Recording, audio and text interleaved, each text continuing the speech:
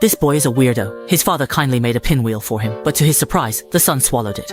It turns out the boy is like an iron furnace, born to live on wood. But his wooden father isn't afraid at all, and stays by his side every day. When the boy turned 10, his father gave him a wooden hat, but the boy just took it and ate it like a snack. At night, while his father was working, the boy actually snuck off to eat parts of the model. The boy's stomach was like a bottomless pit. He even started going after the furniture and the house itself. His father had no choice but to make emergency repairs, but he couldn't fix things as fast as the boy could eat them. One day, the boy was chomping away at the main support beam, taking huge bites. The pillar was damaged and started to crack more and more. Before the house collapsed, the father hurried to shield the boy.